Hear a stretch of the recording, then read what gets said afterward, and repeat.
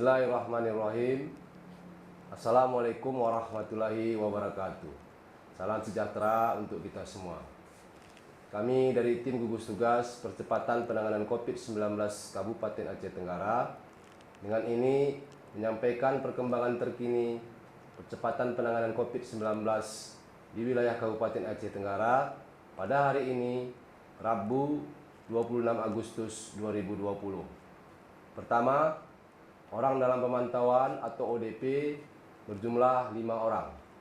Kedua, pasien dalam pengawasan atau PDP berjumlah 0 orang.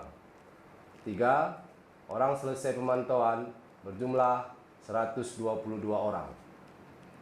Selanjutnya, kami sampaikan jumlah orang yang masuk dari pos pemeriksaan perbatasan Loy Pakam yang berbatasan dengan Kabupaten Karo, Provinsi Sumatera Utara dari tanggal 25 Agustus 2020 pukul 08.00 WIB sampai dengan 26 Agustus 2020 pukul 08.00 WIB berjumlah 22 orang.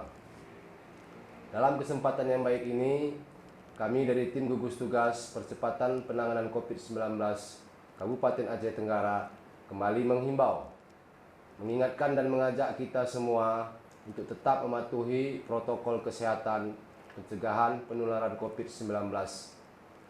Terapkan perilaku hidup bersih dan sehat, jaga jarak fisik antara satu dengan yang lain, hindari tempat keramaian atau kerumunan orang, atau yang sering kita sebut dengan physical distancing dan social distancing. Tetaplah memakai masker dengan baik dan benar. Mari jadikan protokol kesehatan, perilaku hidup bersih dan sehat, memakai masker, physical distancing dan social distancing menjadi kebutuhan hidup kita semua. Tim gugus tugas Kabupaten Aceh Tenggara mengingatkan kembali kepada pihak sekolah menengah pertama atau yang sederajat dan sekolah menengah atas atau yang sederajat untuk menjalankan penerapan protokol kesehatan pencegahan penularan COVID-19 dengan sebenar-benarnya di sekolahnya masing-masing, agar tetap berkoordinasi dengan tim gugus tugas Kabupaten Aceh Tenggara, supaya hal-hal yang tidak kita inginkan tidak terjadi kepada peserta didik dan para guru di sekolah masing-masing.